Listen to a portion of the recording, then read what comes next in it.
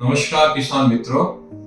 तो आज हम बात करने वाले हैं गेहूं की फसल के बारे में, मतलब जो वीट की फार्मिंग होती है उसके बारे में हम बात करेंगे कि गेहूं की फसल में बीज की बुआई से लेकर बीज की कटाई तक क्या क्या प्रोसेसिंग किया जाए जिससे अपने जो उत्पादन है वो अच्छा लिया जा सके। तो गेहूं की बीज की जो बुआई का समय में बात करेंगे कि मतलब कि जो सीड का सोविंग का समय है, मतलब सोविंग टाइम वो क्या रखना चाहिए। तो आप 25 अक्टूबर से 25 नवंबर ये उपयुक्त समय माना गया है। मतलब कि नवंबर का जो महीना में अगर आप बीज की बुआई करते हो तो ये उपयुक्त है। उस समय गेहूं अच्छे से जर्मिनेशन हो जाता है क्योंकि जो क्लाइमेट उसको वीट को मिलता है वो अच्छे फेवरेबल कंडीशन मिल जाता है। तो आप 25 अक्टूबर से 25 नवंबर का जो महीना है उस टाइम आप बीज की बुआई करें। और सीड रेट की अगर हम बात करें तो बीज दर आपको लेना है 40 से 50 किलो पर एकड़ के हिसाब से। मतलब जो सीड रेट है वो 40 से 50 किलो आपको रखनी है, ना तो आपको ज्यादा रखनी है ना ही आपको कम कर रखनी है। तो 40 से 50 किलो पर एकड़ के हिसाब से आपको बीज की बुआई पर एकड़ के हिसाब से करनी है। अभी हम बात करने वाले हैं कि जो बीज की बुआई आप करने से पहले सीड का ट्रीटमेंट करेंगे, क्योंकि सीड का ट्रीटमेंट करने से क्या होता है, जो फंगस रोग हो गए, इंसेक्ट के रोग हो गए, तो वो रोगों से बचाने के लिए अपने को सीड का ट्रीटमेंट करना अनिवार्य है।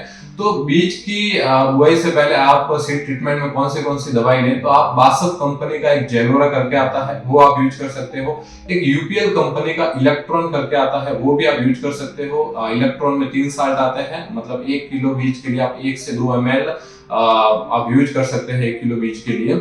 और लगभग 1 क्विंटल आपके बीज है तो आप लगभग 150 से 200 ml आप जैसे जल का वो करके आप छिड़काव कर सकते हो। तो इससे सीड ट्रीटमेंट आपका हो जाएगा। और जिनके खेतों में ज्यादा मतलब मृदा जनित रोगों की ज्यादा प्रॉब्लम आती है उनमें सीड ट्रीटमेंट करने की ज्यादा आवश्यकता रहती है।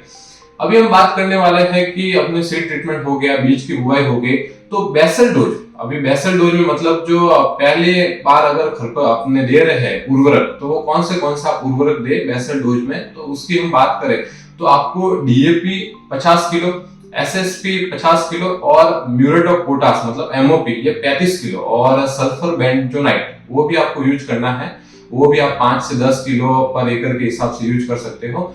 जबकि एसएसपी में सल्फर आता है तो भी आप सल्फर बेंजोनाइट का आप यूज कर सकते हो। और इसमें आप डीएपी और एसएसपी को एक साथ मिक्स कर सकते हो, मगर मिक्स करके आपको तुरंत ही इसका यूज करना पड़ेगा, क्योंकि दोनों मिक्स होने के बाद क्या होता है कि वो मतलब पानी छोड़ देते हैं। तो आप जैसे मिक्स करें उस टाइम आप यूज कर लें तो इससे आपको अच्छा बेनिफिट मिलेगा और जो प्रोडक्शन होगा वो आपका अच्छा होगा और जो मिट्टी होगी वो भी मतलब भुरभुरी टाइप हो जाएगी, मतलब जो न्यूट्रिशन है वो अपटेक आराम से कर लेगी। और इसके साथ आपको अगर इंक्लूड करना है तो एक एनसीएस कंपनी का ह्यूबल आता है वो आप 4 से 5 किलो पर एकड़ के हिसाब से वो भी आप दे सकते हो। ह्यूमिक एसिड पोटेशियम ह्यूमेट 98% होता है, वो भी आपको मिट्टी को सुधारेगा और जो न्यूट्रिएंट है वो अपटेक करने का काम करेगा। तो ये तो हो गए अपने बेसल डोज के बारे में इंफॉर्मेशन। अभी हम बात करने वाले हैं कि वीड कौन से वीड लगते हैं और उनमें जो वीड का कंट्रोल है वो किस तरह से करें।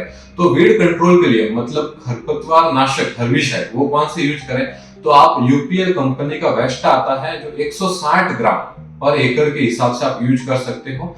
एक अपने यूपीएल कंपनी का ही टोटल आता है 16 ग्राम के पैकेट आता है, उसका भी आप यूज कर सकते हो पर एकड़ में। मतलब 200 लीटर पानी में जो 16 ग्राम की जो पैकेट है वो मिक्स करके आप यूज कर सकते हो। इससे आपके चौड़े पत्ती वाले खरपतवार, संकरित पत्ती वाले खरपतवार जो है वो आप 2 से 3 पत्ती की जो खरपतवार है वो आपके इससे अच्छे से कंट्रोल हो जाएगी। मतलब फसल बड़ी नहीं होनी चाहिए, लगभग 1 महीने के अंदर है तो आप इसका यूज कर लें। और अगर हो सके तो निराई गुड़ाई मतलब मजदूर लगा के ही आप इसका कंट्रोल कर ले तो और अच्छी बात है।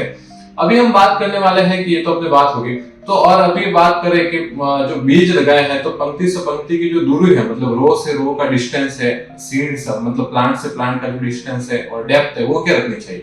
तो पौधे से पौधे की दूरी वो आपको 3 से 4 सेंटीमीटर रखनी चाहिए। पंक्ति से पंक्ति की दूरी मतलब रो टू रो जो डिस्टेंस है वो आपको लगभग 16 से 18 सेंटीमीटर रखना चाहिए। और जो डेप्थ है वो आप लगभग 4, 5, 6 सेंटीमीटर तक रख सकते हो, डेप्थ इसकी गहराई होगी। अभी हम बात करने वाले हैं इरिगेशन के बारे में, मतलब गेहूं में कितनी सिंचाई दे जिससे अच्छा बेनिफिट मिले किसानों को। तो गेहूं में लगभग 4 से 6 इरिगेशन आपको देना है, मतलब 4 से 6 बार आपको सिंचाई करनी है। पहली सिंचाई किसान भाई पहली सिंचाई याद रखे कि 21 दिन बाद करनी है सीआरआई स्टेज पे, मतलब जो क्राउन रूट इनिशिएशन मतलब जो मुख्य जड़ का जो विकास होता है तब आपको पहले सिंचाई करनी है। उस टाइम सिंचाई करना बहुत ही आवश्यक होता है, क्योंकि जो मुख्य जड़ होती है उनका फूटा होता है। अगर उस टाइम आपको सिंचाई नहीं कर पाए तो आप बाद में जो सिंचाई करते हैं तो उससे इतना बेनिफिट गेहूं को मिलेगा नहीं। तो उस टाइम पहले सिंचाई आपको 21 दिन बाद करनी है CRI स्टेज पे। फिर दूसरी सिंचाई आप 40-50 दिन पे कर सकते हो। तीसरी सिंचाई आप 60 से 70 दिन के अंतराल पे आप कर सकते हो। अभी हम बात करने वाले हैं कि सिंचाई होगी। अभी बात करने वाले कि कौन से डिजीज ज्यादा लगते हैं गेहूं की फसल में। तो इतने स्प्रे होते नहीं है गेहूं की फसल में, कम स्प्रे होते हैं, तो क्योंकि वैसे डोज में ज्यादा न्यूट्रिएंट मिल जाता है वैसे प्लांट को, और डिजीज इतने लगते नहीं है। तो मेन डिजीज होते हैं, जैसे पहले इतने नहीं लगते थे डिजीज, और अभी अगर बात करें तो जैसे कोई सुंडी लग गई, सकिंग पेस्ट लग गया, और उसके बाद आपकी जो रस्ट वगैरह होती है, मतलब येलो रस्ट है जिसे रोल भी कहते हैं, तो ये लग गए फंगस और इंसेक्ट का प्रॉब्लम। इसके लिए आपको यूज करना है जैसे टेबुकोनाजोल है, प्रोपिकोनाजोल है, ये केमिकल आप यूज कर सकते हो। और इंसेक्ट कंट्रोल के लिए आप जैसे कि एक एग्री का प्रोडक्ट आता है अपने थोरलिट नाम से, जिसमें थायमेथोक्सोम लैम्बडा होता है, एक बायर का सोलोमन आता है, वो भी आप यूज कर सकते हो। प्रोपेनोसाइपर आता है, वो भी आप दे सकते हो। इससे सकिंग और शेविंग जो पेस्ट है उनका अच्छे से कंट्रोल हो जाएगा। और फंगस के कंट्रोल के लिए आप प्रोपिकोनाजोल है, टेबुकोनाजोल है, वो आप यूज कर सकते हो। तो ये तो हो गई अपने जो डिजीज था इंसेक्ट और फंगस उनके कंट्रोल के लिए। अभी जैसे बात करते हैं कि इसका जो प्रोडक्शन है यील्ड वो कितना होगा।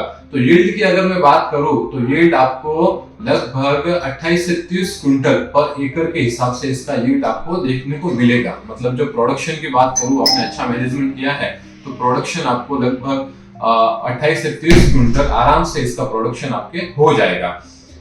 अभी जैसे कि इसमें अगर वीडियो में कुछ भी आपको क्वेश्चन रहते हैं, कुछ भी मतलब ऐसे डोज के बारे में या जो फार्मिंग है प्रोसेसिंग के बारे में, उसमें कुछ भी क्वेश्चन रहते हैं या कुछ प्रॉब्लम लगती है तो आप कमेंट बॉक्स में जरूर बताएं।